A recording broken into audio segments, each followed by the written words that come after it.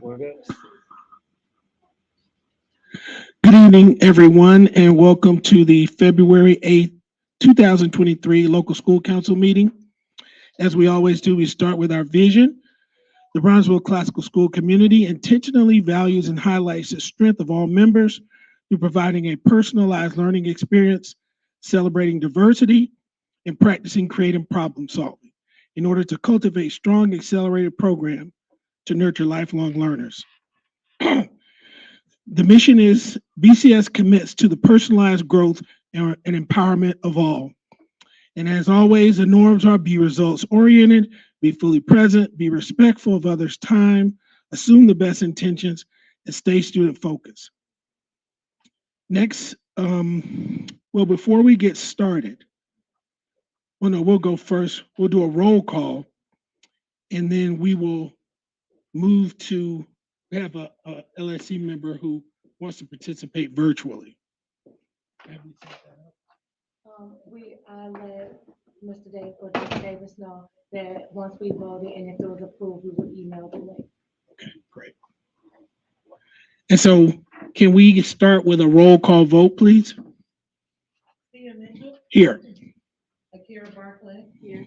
Charles Barron, Joyce Brown, Present. Wayne Davis, Richard Flowers, Here. Eugene Lewis, Jennifer Lewis, Here. Tamara Hoff, Here. Reginald Spears, Here. Nicole Spicer, Here. Renata Smith. So that looks like we have a quorum, correct? Yes.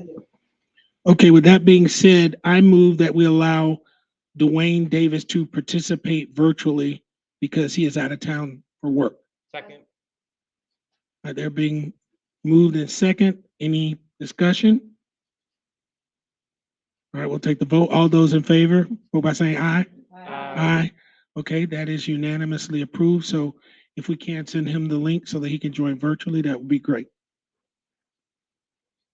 Oh, were there any abstentions? I said, oh, yeah. It looked like unanimous, so I didn't think I had to go in. I don't think you do, but okay. If it's unanimous, you don't have to. I can use the list. The list is hidden. Or, If you check your calendar, you Oh. put the dates on. gotcha. Dr. Barron, you know, Dr. Barron joins the topic. Yes. Got it.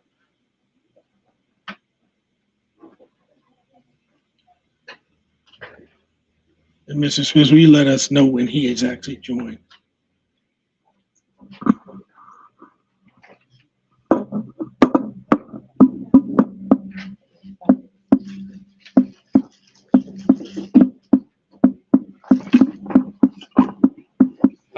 What's wait, email address?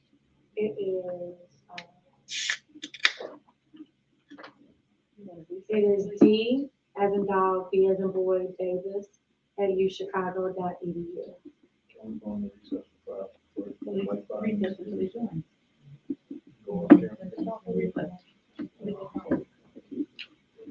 Okay, I'll call for a recess for 5 minutes until Mr. Davis joins. Second. Parliamentarian said we could just call recess. Indoor or outdoor? That's my daily question. Can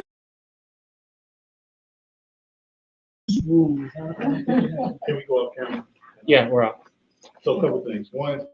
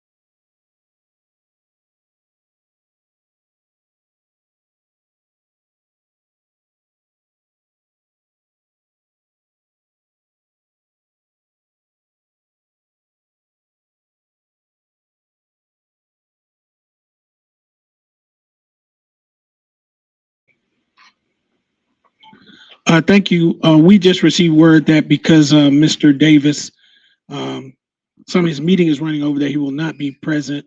So we'll move on with the agenda. First, approval of the minutes. Did everyone get a chance to review the minutes?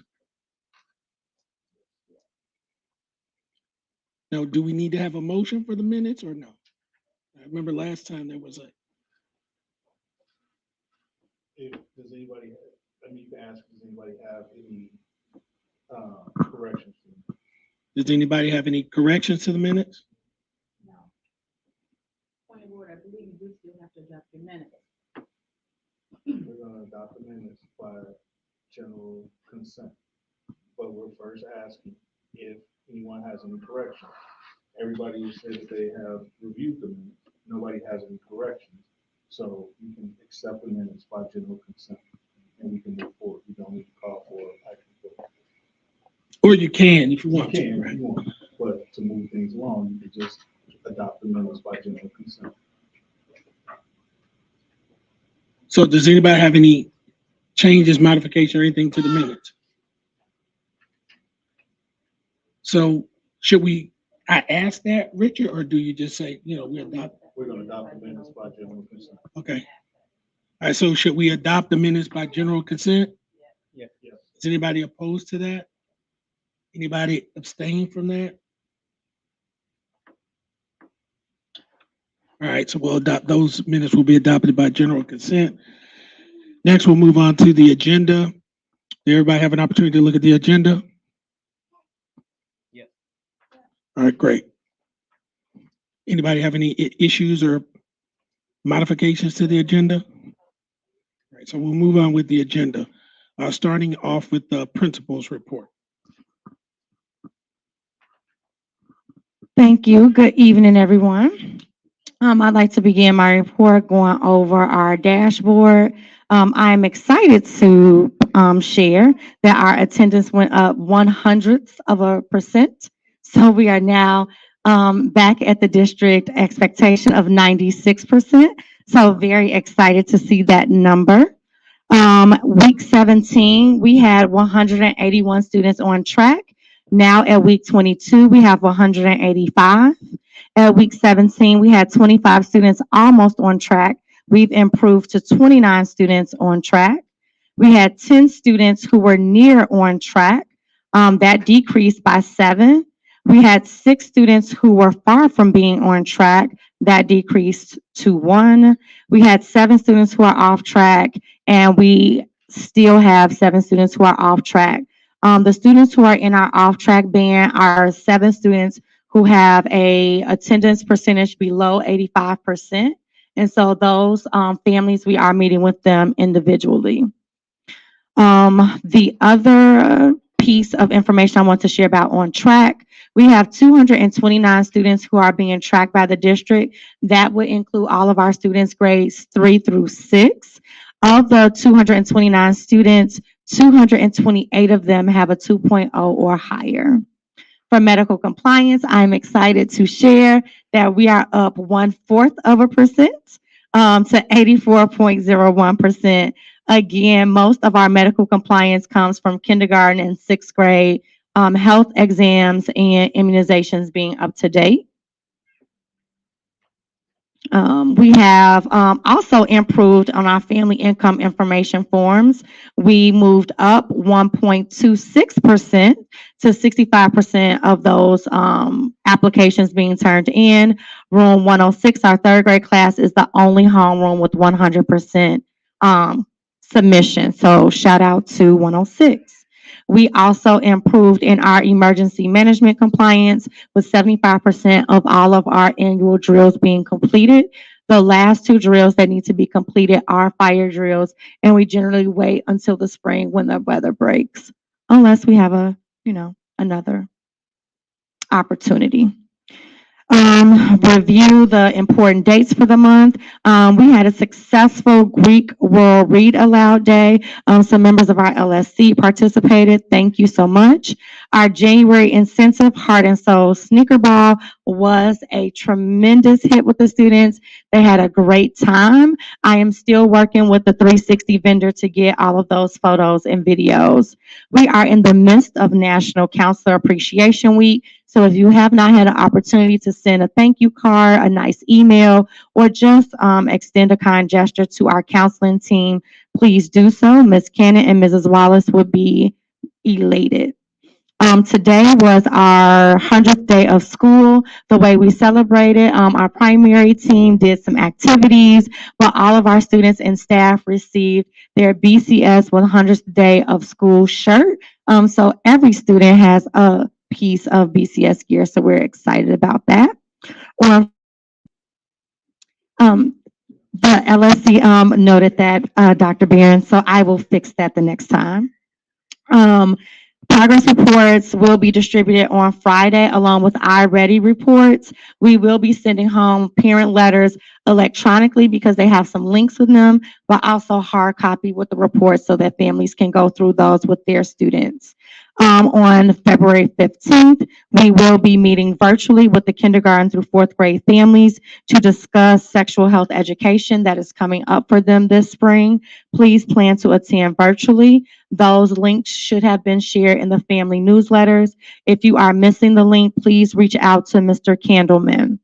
The week of February 14th through the 17th, our Visual and Performing Arts Department will be delivering the kindness grams that are on sale this week. So please make sure that you make your sales or your purchases this week. All sales are in cash, cash only, cash is king, cash only.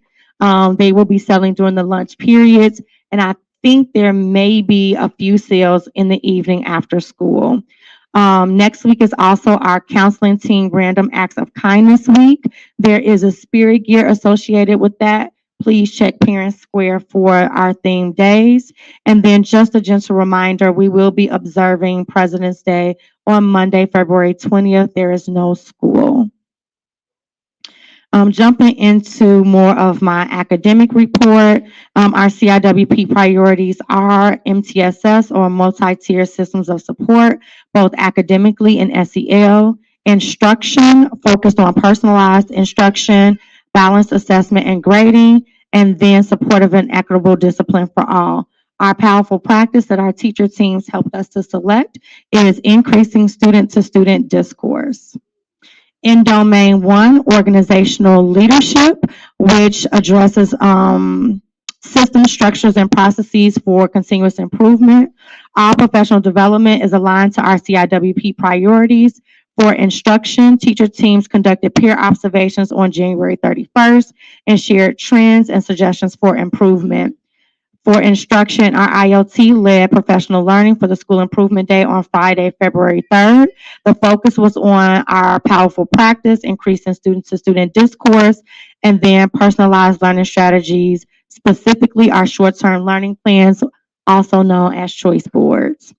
For supportive and equitable discipline for all, our teacher leaders also presented around our behavior health committee work, our culture and climate committee work. Ms. Goldman and our school social worker, Molly Cohen, lead the BHT. And then our culture and climate team is led by Ms. Cannon and Mrs. Wallace. The personalized learning team will be attending their second school visit at Burt Elementary School tomorrow. This is their second school visit. They also went to Mount Vernon Elementary School. The IoT will lead teacher teams through unit analysis to confirm the alignment between the standards, the learning objective, and progression of student tasks towards mastery. And lastly, our IoT is developing professional learning presentations for teacher teams to enhance student-to-student discourse, develop success factors for teachers, and then peer observation look-fors. In Domain 2, which is the instructional core, which ensures rigorous and coherent curriculum, instruction, and assessments aligned to the needs of every student. We completed our iReady MOI testing window. Reports again will be sent home with a family letter on Friday. Acts of Kindness Week is led by the counseling team next week. Please check Parent Square for the theme days.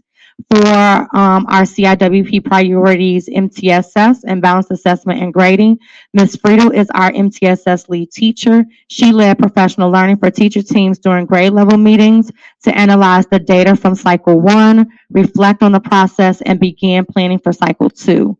Grade level teams are participating in professional learning during teacher team meetings around planning for instructional rigor, increasing student-to-student discourse, and using data to make instructional decisions.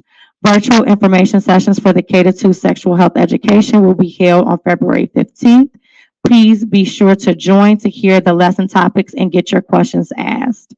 Mr. Avila is getting network support to plan our spring STEM exhibition, aka Science Fair. More information is coming soon. We have 8 student candidates for our local school council student seat. Speeches will be recorded tomorrow, Wednesday, February 9th. The recorded speeches will be shared on Thursday, and the student body will vote on Friday. Kindergarten and first grade will have paper ballots, and 2nd through 6th grade will have digital ballots. Students who will be in 7th or 8th grade are able to serve as a student LSC member. So our 6th graders are the grade level who were eligible this year to apply for the seat. So the student who wins the election will begin serving when we do our organizational meeting in July, because that will be our first year with 7th grade. So we're super excited about that. Domain 3 is our culture and climate. This ensures the organizational norms, routines, and systems equitably promote students' intellectual, social, and emotional development. Again, we celebrated our 100th day of school today. We're excited that all of our students now have BCS gear. Mrs. McDowell is our 5th grade parent who is leading the Black History Month committee. Their committee will be hosting several events. One is the Black History Month Festival, which is scheduled on February 21st. More information will be sent out soon. On February 27th, we will be having a Black History Month sip and paint. Seating is limited, so more information will be coming out for that as well. And then last but not least, we will be celebrating our Black History Month Spirit Week, the week of February 19th. The 21st will be Black History, Who Am I? Or the Future, Who I Will Be. The 22nd is African Attire. The 23rd is Black Pride Celebrating Diversity t-shirts. And then the 24th is HBCU Shirt Day. The Ladies of Virtue will be welcoming new students on Tuesdays. We've expanded to 4th grade, so 4th through 6th grade girls are now eligible to participate. And then our students who already participated will continue with the program on Wednesdays. Classroom to Careers has selected their top 25 students. These students are participating in the College and Career Readiness Program for the next 8 weeks during their SOAR time, either on Tuesday or Thursday. Coffee with the Principal was held in person today. The next meeting will be virtual on March 22nd, Snacks with Spicer, and then we will have Coffee with the Principal in person on April 12th. The Spring Book Fair is scheduled for March 27th through March 31st, and the attendance team created a Q3 incentive to decrease the number of students arriving after 8 a.m. The incentive is a skating party. More information will be shared with families. We will be going on this field trip the week of March 20th. And last but not least, Domain 4, which relates to talent. This ensures the identification, development, retention, and diverse talent and cultivates leadership. I attended the January CEO principals meeting. Anticipated positions for school year 24 are now posted on the CPS career site. Ms. Franklin joins our team as a new diverse learner teacher. She is a CPS teacher resident under Mrs. Hickman, who is our case manager and primary diverse learner teacher. Our cadre remains assigned to BCS. I'm hopeful that it'll go through the end of February. It's been extremely helpful while Ms. Battle has been on maternity leave. I continue my mentor relationship with Principal Murphy at Hendricks. I continue to participate in the Network 9 collaborative team with Drake, Mollison, Revis, Woodline, and Beasley. All instructional support staff continue to participate and middle of the year job performances, which will be completed on February 15th. We are being reflective to support our team to foster a sense of belonging and connection. And last but not least, we continue with our REACH observations, which are focused on instructional feedback to improve instructional practices. This concludes the academic updates of my report. Are there any questions?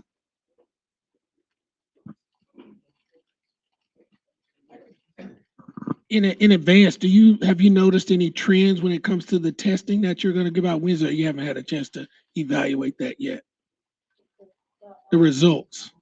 Yeah. Yes, we show significant improvement on iReady from the beginning of the year to the middle of the year. We actually celebrated with our teacher teams at grade level meetings on January 31st. So most families should expect to see gains in literacy and math for most students. However, as a team, we are working really, really hard to balance both. The iReady assessment measures something very, very different from the Illinois Assessment for Readiness, which is our large-scale assessment that we do as a district, only with grades 3 and up. So iReady lets us know what students are ready to learn right now and if they're on track. Our Illinois Assessment for Readiness measures grade level proficiency at the end of the school year. So right now, the teachers are balancing both and making sure that students are ready to learn, but also on track to demonstrate proficiency at the end of the school year. Question going back to the medical side. I know that the national public health emergency is being lifted. I just was curious about our rates, COVID rates. I've seen a couple of emails coming out. How are our COVID rates doing? I think, I don't know the hard numbers. Some students are asymptomatic and getting caught through school testing, so that continues to be important. And I encourage families to provide consent if they have not done so already. But students who test positive from at-home tests or if they get sick, families have been doing a really good job of communicating that. There are metrics on the CPS website that you can see the exact numbers, and so I can probably try to pull it up right quick and come back to it during open comment. But I do think that that's a really good question, and I can make a note to possibly add that to my report because I do think that that is information that may be on everybody's mind. So I can share this link too, and I can add this to my principal newsletter. So on this website, you can literally drill down to the actual school. So we did have a slight spike, but I would say the highest number of positive cases that we've had is 5 cases. That goes back all the way to September 11th that week, and then September 18th that week. We had another small spike, if you will, right after winter break, the week of January 8th, we had 3. The week of January 15th, we had 3. And the week of January 22nd, we had 3. The most current data on the website, January 29th, we only have 1. So 5 is the highest that we've had in a week. I would have to look at the district data to see. I can take the district. Use the microphone just because they're people at home. So the district data is probably similar. This week so far, 29 adults have self-reported. So I'm assuming that's teachers and staff. 85 students have self-reported this week, and that's across the entire district. So I would say in the grand scheme of things, maybe low numbers. From screenings, none so far this week. Today is only Wednesday though. This is actually by the day. So none yesterday. On the 6th, there were 41. None over the weekend. Last Friday, 84. Last Thursday, 80. So That's from student screening. So those are students who test positive through student screenings throughout the entire district. But for us, the highest number we've seen in 1 week is 5. Second question. I'll talk about it. So I know that I noticed that we have adopted a code of conduct, or this code of conduct thing is coming. I'm just curious to ask the teachers, how's that going? How's the adoption of that, or is that something new, or it just came out? Are you talking about the dress code? No, it's a code of conduct form that the teachers have sent out, or like description of the code of conduct or something. So that is unique to middle school Okay. because we are seeing increased behaviors that are more intense infractions on the student code of conduct. And so we've also instituted a detention system as well. And so we had the middle school teachers intentionally review the student code of conduct so that students knew and understood that some behaviors are actual infractions to our student code of conduct, so that we can hold them more accountable for their choices and their behavior. And so I think that has clarified some things, because I think our think sheets, which are a reflective restorative practice, I think students thought that it just stops at reflection, but some things require a additional consequence. So we wanted to make sure that the students had a clearer understanding of that. But that was pretty much isolated to middle school. Great question. Any other academic questions?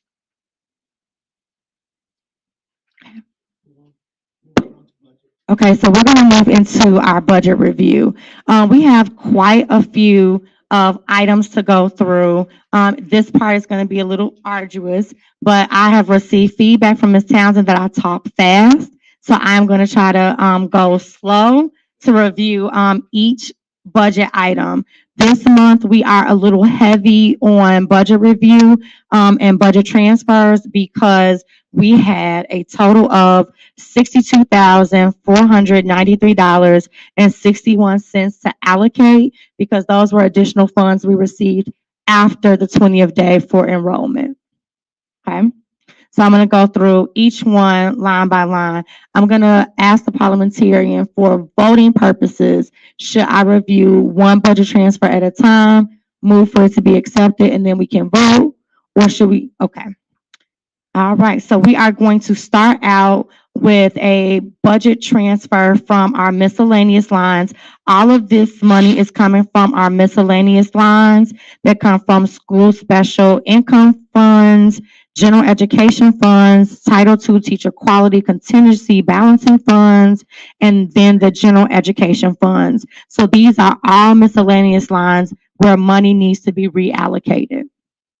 Are there any questions on where the money is coming from? Okay. The first budget transfer that we are requesting is from the miscellaneous lines to go to a supply line. We will be purchasing additional walkie-talkies for the school communication, office supplies, and teacher kits. The first amount is $10,000. We are requesting $10,000 to cover radios for school communication, office supplies, and teacher supply kits. The teacher supply kits, to give you more information, is a bin of teacher supplies: markers, paper, pencils, copy paper, chart paper, staplers, staples, paper clips, basic office supplies specifically for teachers. And just for purposes of this, Richard or Dr. Pope, can you all tell the person specifically how they should state the motion and what should be contained therein? So that because I guess we want to make sure that it's clear, that the motion is clear and it's stated properly, so people know what they're voting on. So can you all? So I move that I'll just throw a number for explanation purposes. I move that we transfer $500 from miscellaneous funds to whatever budget line is being described. And that's it.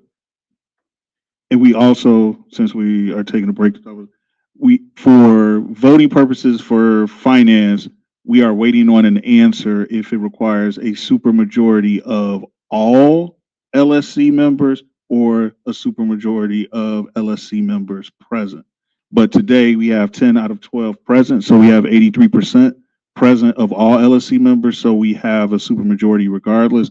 And I've asked the chair for voting for financial purposes that we're going to ask you to raise your hand so that the secretary can record how many people voted. So if it's ever questioned, we will be able to document that we had a supermajority vote in favor, because it needs to be a supermajority in favor of the budget transfer.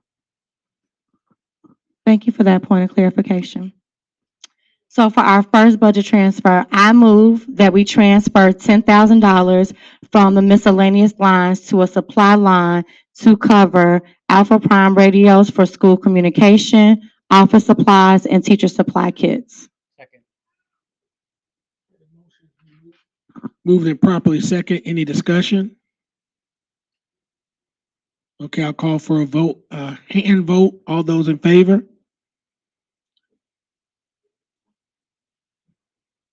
Right now, did you get that?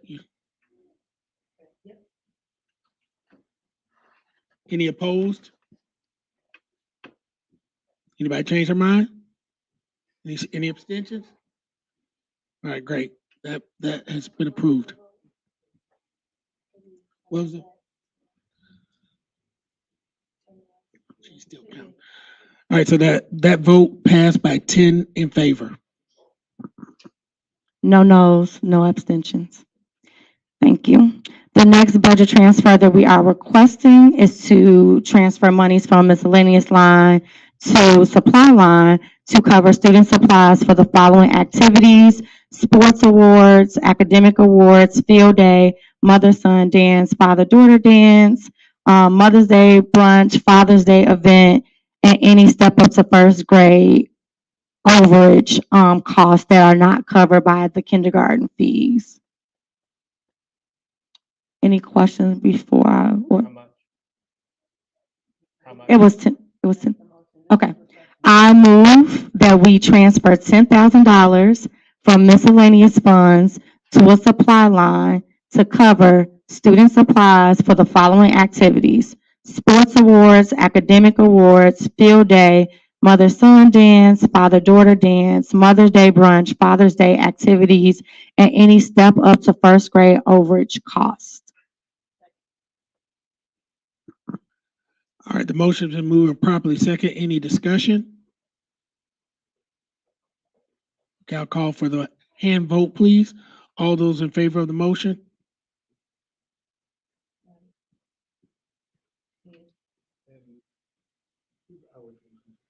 Okay, you have a question or you voted? Okay. All right, any opposed? Any abstentions? All right, so that vote passes by 10 yes votes, 0 abstentions, and 0 no's.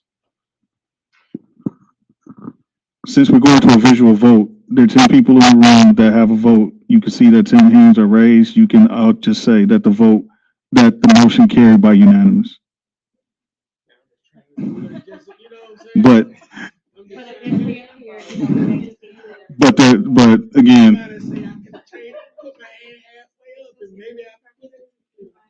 yeah, but that's why I was saying that we have 10 people present. So there are 10 votes that can be cast, and if you say that it is unanimous, that means that 10 people cast their vote.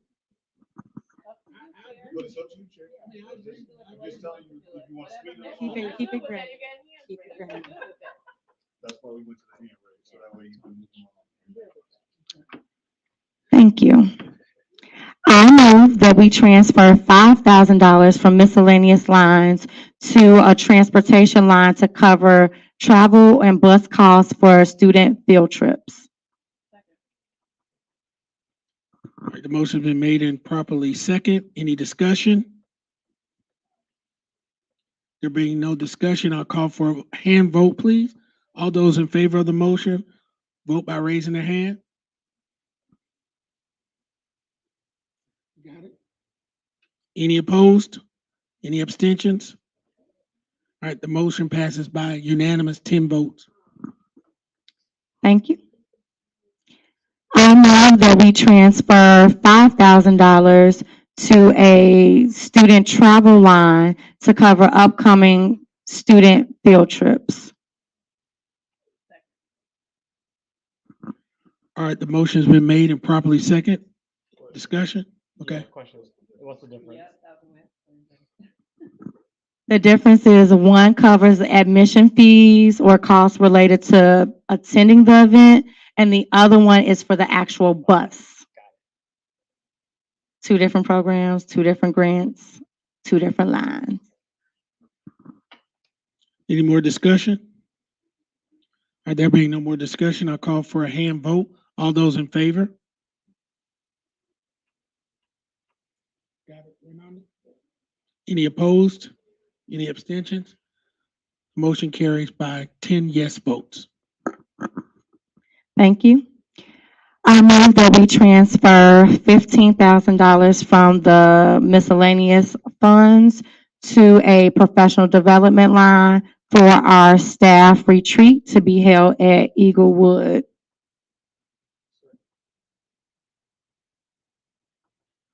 All right, motion's been made and properly second. Any discussion? Is it a one-day retreat or multiple days?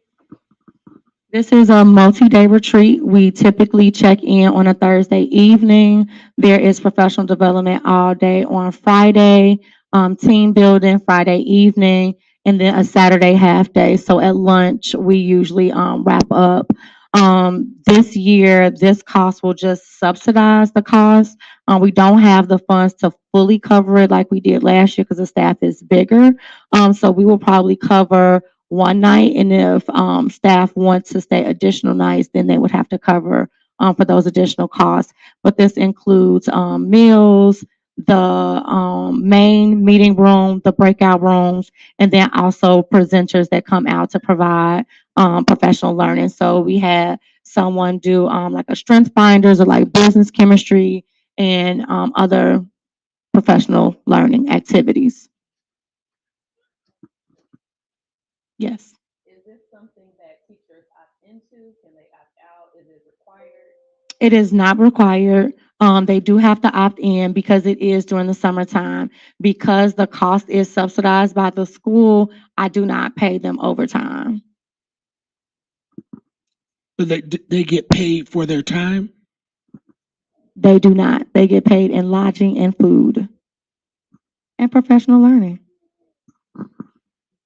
I know you did this last year, so roughly, I know you might not have the exact number, approximately how many people attended or what percentage? Most people attended the conference, the retreat. Only people that didn't go were people who had like some conflicts, like people got married that weekend or already had summer plans. So we have the dates earlier. So we're anticipating that more of the staff will attend. But the only reason why most people didn't come is because it was already a scheduled conflict, because we did not start planning until like April or May. And so this year we wanted to start earlier so that we can get more participation. And a lot of our new teachers also attended the retreat, which was really helpful to get to know people, break the ice, and start team building. I have one more question. So you said unfortunately it's not enough to cover the entire time. Do you know the difference in cost if you covered the entire time for, what's the difference in cost? Let's see if we can find that money for you. I think that it could probably be somewhere around $6,000 to $8,000 more. We last year it was 21,000, and we had 20 rooms. There was some flexibility, like with the food. Like some people didn't eat lunch or didn't come for dinner the first day, so there was some flexibility. We did end up having to get billed for a little bit of overage. The overage was probably about $2,500. So maybe I need to bump that up to probably more 8,000 to 10,000 more. But we could possibly revisit this if we get everything we need at the end of the year. Sometimes we do have a little bit of extra funds. And last year we did have about 25,000 left, which is why we planned the retreat, because we did have those funds toward the end of the year. So it is possible that we could have some budget lines that have remaining funds on them that we could transfer at the end to offset that cost. So that would be in time to cover the cost. But I was just wondering if with this particular motion, if you would give an amount not to exceed a certain amount to give you a little bit more cushion as opposed to just, because I'm just wondering if you get more participation, if they do, it's gonna be covered for them. I'm just trying to, look out for the teachers there. So I have a point of clarification or just a question. So your numbers, the figures that you just gave, that you put in the motion are based on the funds that are already there in that line item that you have, correct? Correct. Okay, so then I would just suggest that we stick to this motion just because we don't know. I mean, we're assuming that there's gonna be some overage at the end and other line items, but we don't know that to be the case right now. So this motion will give you what you need, and if you do have overage, then we can come back and revisit that once we know that there is overage. Okay. Is this just for a deposit? This is not for a deposit, so we don't have the exact quote, but we didn't want to allocate all of the miscellaneous funds for that. We want to kind of spread it around. We have the quote out. It's a new person, so she was a little slow. So we were hoping to have a more exact number based on a base number of people attending, but unfortunately the vendor wasn't able to get back to us as quickly as we anticipated. So we would like to just at least allocate this amount. We can start booking presenters. We can confirm the date with the venue to at least say if this is what's in our budget, we could hold a block of 10 rooms just to solidify that date on the calendar. And because of the size of the venue, we can always expand. This vendor works with a lot of CPS networks and schools, and so they also are pretty gracious and will allow us to, for instance, once we get to a certain number, they'll say that they will post bill us, which is we went over our number, so they did bill us for any overages. So it's a great partner to work with. So I feel confident that if we start with this $15,000 budget and we need additional funds, we could always come back to the LSC to allocate additional funds for this professional learning opportunity. All right, any more discussion? All right, there being no more discussion, I'm assuming you're gonna keep your motion as is? All right, great. All right, let's take a hand vote. All those in favor of the motion? Any opposed? Any abstentions? All right, the motion passes unanimously. Thank you. The next budget transfer that I would like to propose is for food costs for upcoming student events. So I move that we transfer $5,995.42 from the miscellaneous lines to cover food costs for upcoming student events, such as student dances, student awards, and student end of the year activities. All right, the motion's been made and properly second. Any discussion? I do have a question about the number. Is there a reason why it's like 5,995.42? Yes, Ms. Jones was looking at the budget lines, and so she highlighted the lines that she was allocating from, and so she wanted to clear those lines. So that's how she is clearing those lines, by going down to the cent. Great, any more discussion? All right, I'll call for a hand vote. All those in favor of the motion vote by raising a hand.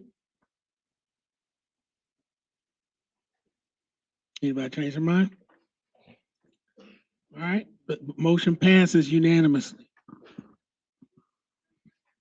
The next budget transfer that I would like to propose is to cover professional services for student and staff SEL workshops from Mosaic, who is an approved CPS vendor. So I move that we transfer $2,675 from the miscellaneous fees to the professional services line to cover student and staff SEL workshops presented by Mosaic. All right, the motion been made and properly second. Any discussion? I have a question for the Mosaic. Is that cover them coming back again for multiple? Does, For For- three additional in-person sessions. okay, All right, any more discussion? And this is coming also from miscellaneous funds? Yes. Any more questions or discussion? All right, great. We'll take a hand vote. All those in favor of the motion, vote by raising their hand.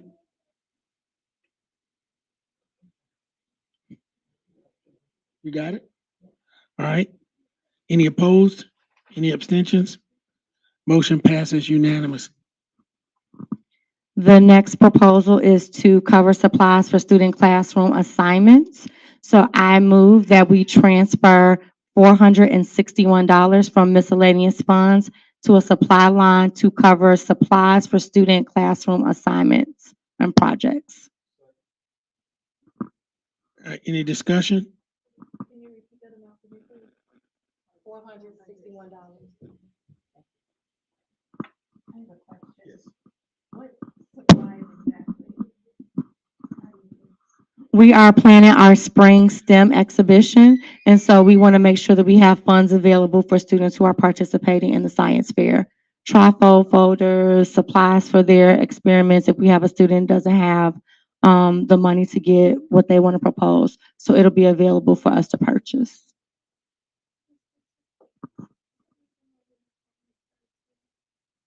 The district calls it a STEM exhibition. Any more questions or discussion? All right, I'll call the vote. All those in favor of the motion, vote by raising their hand. Any opposed? Any abstentions? Motion passes unanimous. The last motion is to be transferred to the same line. However, it's coming from a different fund, so we had to separate it. So there is really no difference in the use of these funds. So the budget transfer is for $653.71. It is going to serve the same purpose to cover supplies for student classroom assignments and projects.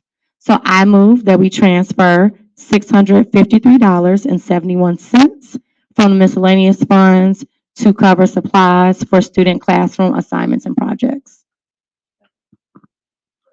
Motion's been made and properly second. Is there any discussion or questions? All right, there being none, I'll call for a hand vote. All those in favor, raise your hand. Any opposed? Any abstentions? The motion passes unanimously. Thank you.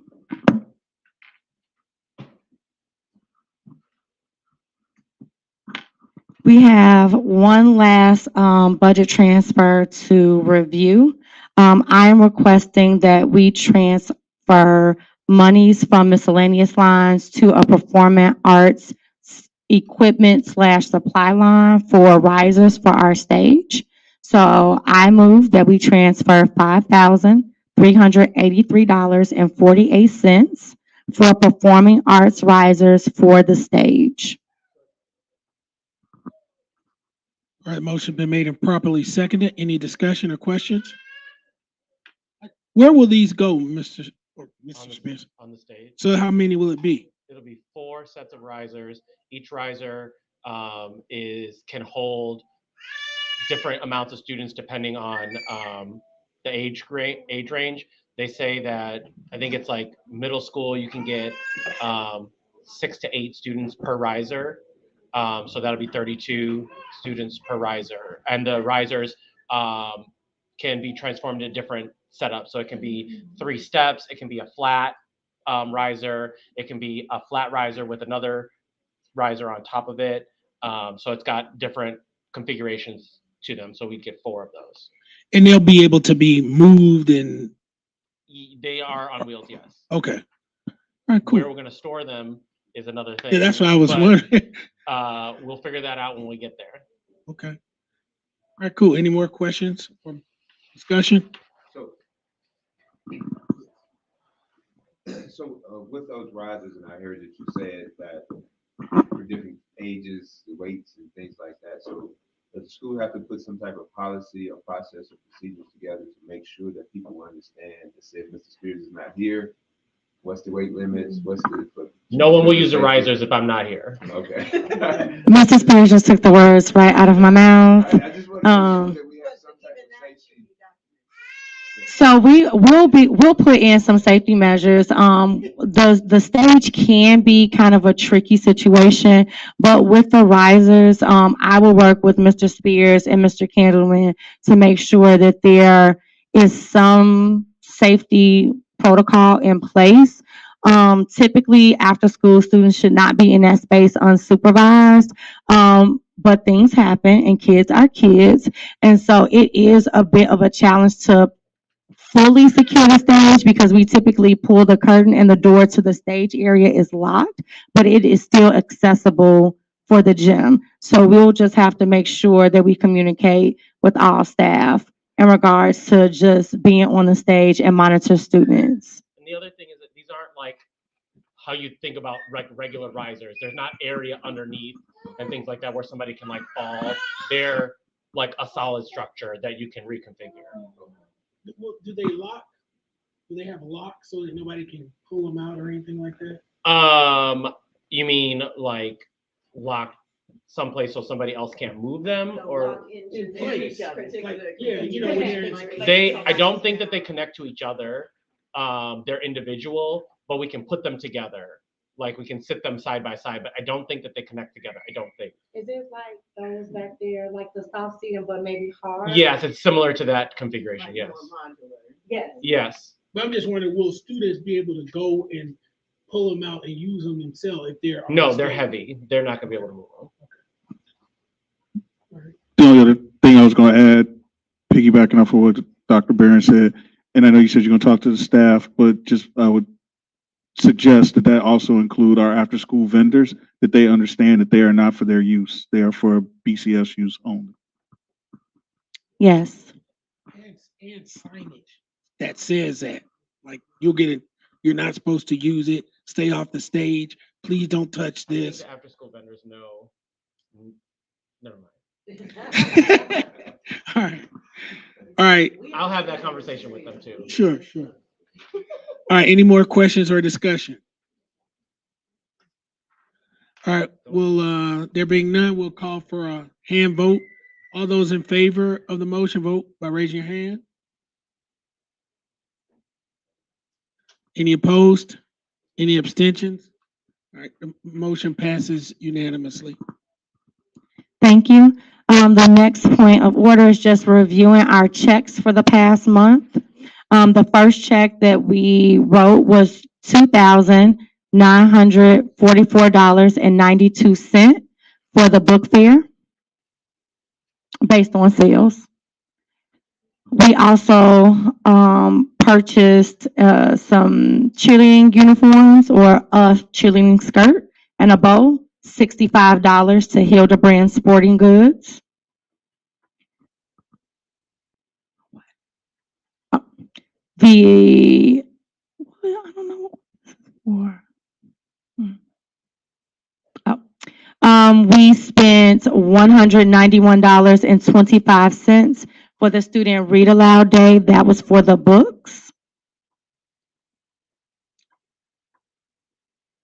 The next one was $425 for student sneaker ball incentive decorations.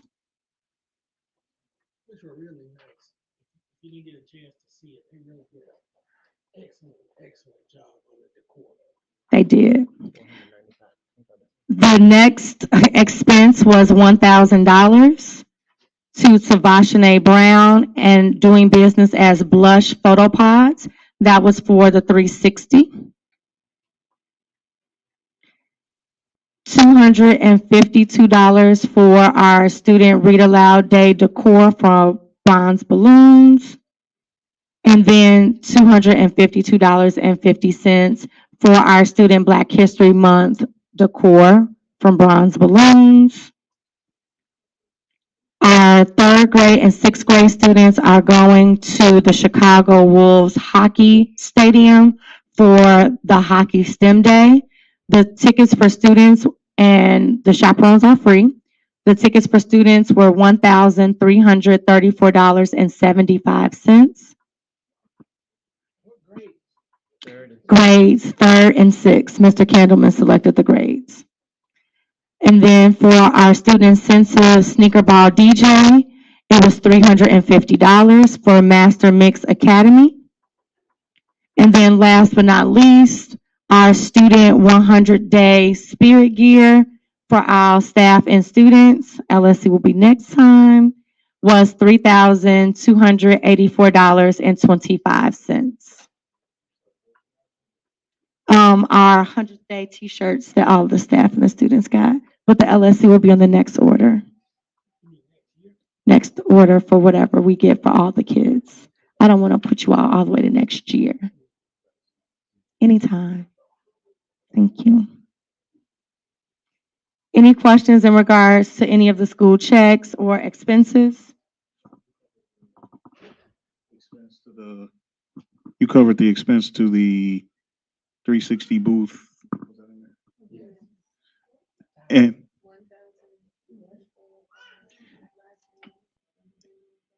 And I know it's been a question, and of course I'm asking for myself as well.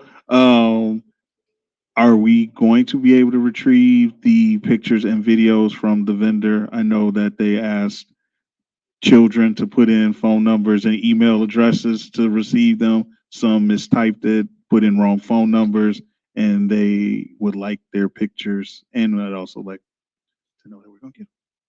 That is a great question. Blush Photo Pods has not picked up their check.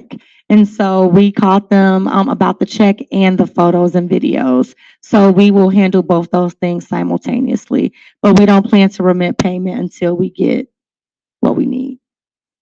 You know, it's funny. I thought it was spam. Like when I first got it, I was like, who's sending me from Blush?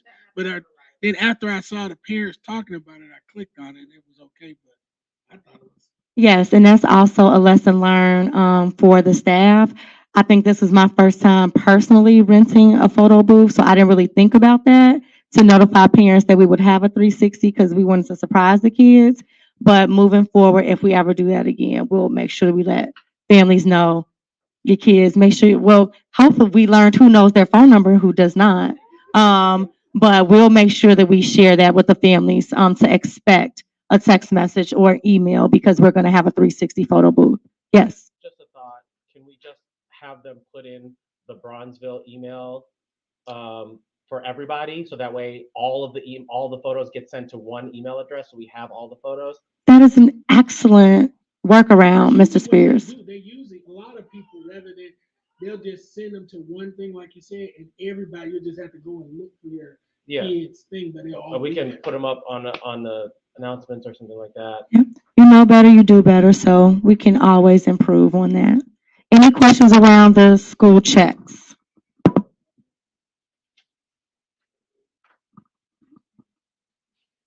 Okay, and next we're gonna go to additional funding allocation requests. Yeah, so we covered the additional funding allocation request with the budget transfers. So we can move on to the next item. For diverse learners, nothing has changed. We are excited that one of our students who was on a behavior intervention plan with her IEP, that is now been removed. And so we are just on a behavior contract. So we are excited to be fading services for that particular student. Okay, we'll move on to old business, the principal evaluation committee update. Mr. Davis isn't here, but we're in the midst of that evaluation, gathering the data. So by next meeting, we'll have something to report to you all. New business. Do we have any fundraising requests? No, we do not have any fundraising requests at this time. I would like you all to know that Mr. Mitchell and I discussed the layout of our agenda, and we do want to keep fundraisers on there. However, if we do have any fundraiser request, under that on the agenda will be the exact title or a description so you know what type of fundraiser we're voting on for the upcoming meeting, but we wanted it to be a standing item. Thank you. We'll move on to the public comment. We'll take anyone here. Do you have any public comment or questions?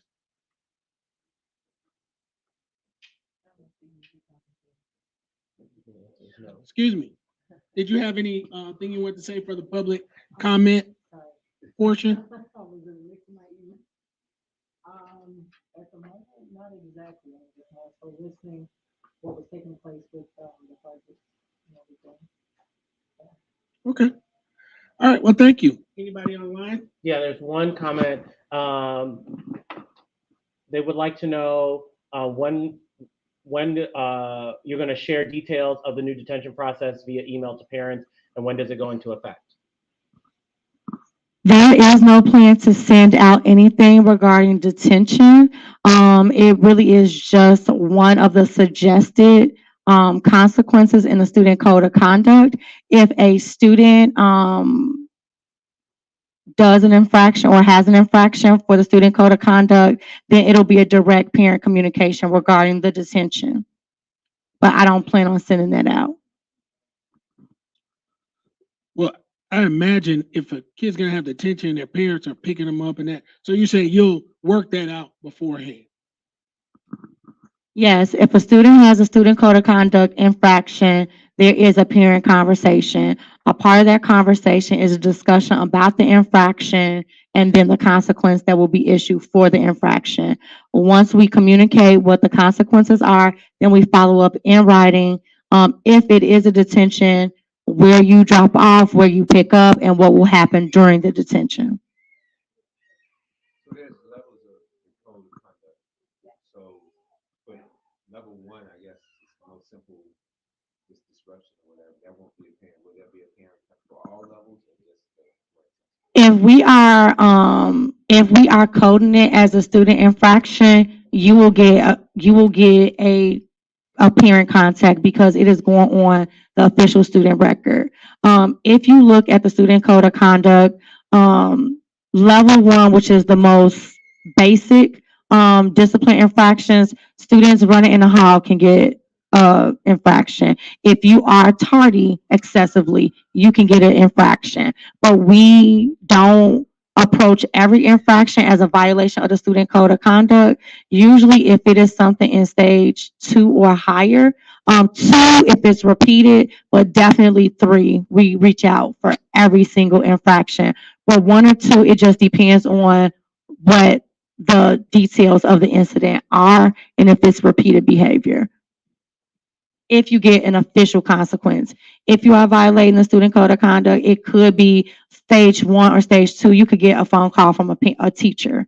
But if it's official, going on the student's official student record in Aspen, you will always get a parent notification. Think sheets are not official violations of the CPS student code of conduct. Those are not coded in Aspen, but what we found with our middle schoolers, they needed a little bit more accountability. Have you all considered the consequences of if a parent just says, no, I'm not gonna bring my kid for detention? Or I don't agree and no, not doing it. No, I haven't thought through that. But we can cross that bridge when we get there. There's always room to compromise and discuss, but we will give a consequence. Yeah, you may want to think about it before you get there, just because, you don't want to wait until it happens and then you have to deal with it. So think about what happens if they don't agree with it. They say no, what the consequences be. I would concur. And I would just say that you want to have a plan so that it is fair and consistent. Because what you don't want is that you deal with it one way for one student and then you deal with it a different way for another student, then that can cause a problem. So you need to have a process in place, whether it be an appeal process or what have you, but that is fair and consistent. So it will be less to be challenged. Thank you. And just as a point of excuse me, clarification, you mentioned that a parent could pick up and drop off for the detention. So the assumption is that this is not an in-school detention. So this is something on the weekend, after school, outside. So when we say that, so when a student is dismissed from class, they Mhm. report to the gym to Mhm. meet the detention teacher.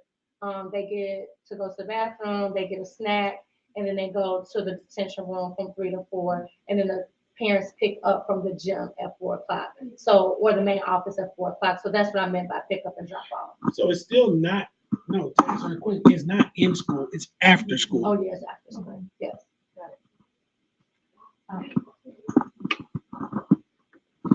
Just a question to follow up with Mr. Mitchell's question. Does CPS have a policy and procedure if a parent denies? Oh, Nope. oh, okay. Only for, appeals processes are usually reserved for, exclusion from school. So if there's a suspension, and then there is an expulsion hearing due process for that. But, school-based consequences like detention or restorative recess, um, those typically don't have an appeals process. If students are removed from a setting for 30 minutes or more, those consequences typically have some type of appeals process.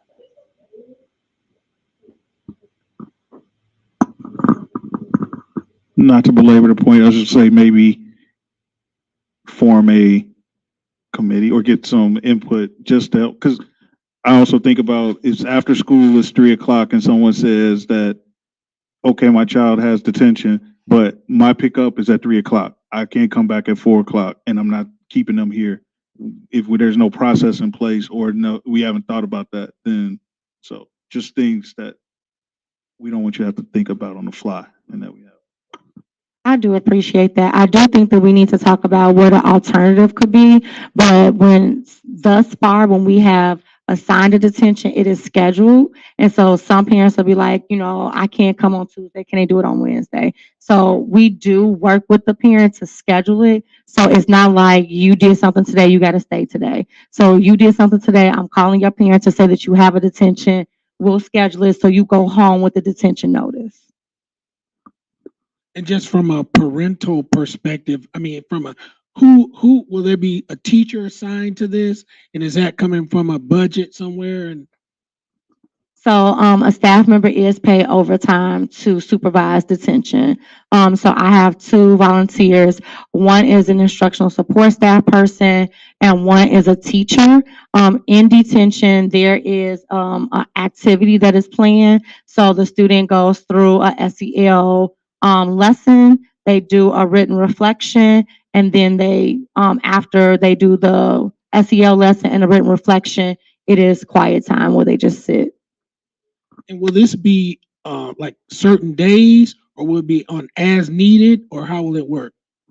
So the staff only report as needed if they have a student assigned to detention. And so when we do the scheduling, once we confirm with the parent, we confirm with the staff so that we can allocate monies to pay overtime. So we won't have like somebody just on every Tuesday and Thursday with nobody there, just getting overtime. No, no one is just sitting in an empty room looking at the wall. Right. And I know you said it's primarily for middle school right now. Do you have a cutoff of how low in the grades you would go? Okay, so it is potentially for K to 6. Yes. Okay. I think the time may vary because we want it to be developmentally appropriate, but, there are no restrictions on detention. Thank you. So my question is, I'm sorry, this is Tressa Razaka, parent, at Bronzeville Classical. So my question is this going to be implemented solely off of the CPS policy, or is this going to be put in with the CIWP policy for the school? Can you clarify what you mean? Like, since since CPS has some of these policies in place, are you enforcing it within the CIWP, which is a part of the policies and how everything is being structured in the school? So on our CIWP, we do have a section for supportive and equitable discipline, but our there is a section in our CIWP that we have chosen as a priority for supportive and equitable discipline. However, our priority around that is really building community and building our positive behavior incentive system, is not really to address consequences. So this is not specifically a part of our CIWP. However, we'll be following the CPS Student Code of Conduct when assigning detentions. All right, any more questions or discussion regarding? I did just want to share a comment for our public comment section. I did want to share that last week, Governor J.B. Pritzker announced that the state of Illinois will end its COVID-19 disaster declaration on Thursday, May 11th, 2023, to coincide with the end of the federal COVID-19 disaster declaration. So what this means for our LSC is that starting on Friday, May 12th, 2023, a quorum of members must be physically present at all LSC meeting locations. When the General Assembly has made some amendments to the Opens Meeting Act due to COVID-19, it has kept the core provisions that were in place prior to the pandemic, which required that public body members meet in person. So members who cannot attend an LSC meeting in person may be allowed to attend remotely due to illness, disability, work, LSC business, family, or another emergency. The member requesting remote participation must notify the LSC chair secretary in advance of the meeting. A quorum of members must be physically present at the meeting to vote and approve the members' remote participation. Meetings may also be live streamed via Google Meet, Zoom, and other platforms. Additionally, public participation can still be facilitated remotely. So right now, I don't think we have that problem necessarily because our members were meeting in person because this is our first year, and we followed the process at the beginning of this meeting because we were notified in advance that Dr. Davis was traveling for work, and we did go into recess to discuss, set up what we discussed it publicly, took the vote, and then went into recess to set it up. But his work meeting went too long, so he did not join us virtually. So I just wanted to share publicly and widely that that COVID-19 disaster declaration will be ending. So we all are required to be here physically in person, unless otherwise noted. Awesome, thank you. Any more comments or concerns? No, I'm popped up on the YouTube. All right, great. Next meeting, Wednesday, March 8th, 5:30. I'll entertain a motion to adjourn. So moved. Second? You second? All right, all those in favor, please raise your hand. Any opposed? You got this, Akira? So pass unanimously to adjourn with the absence of Raynanda, because she had to leave early. All right, thank you, guys.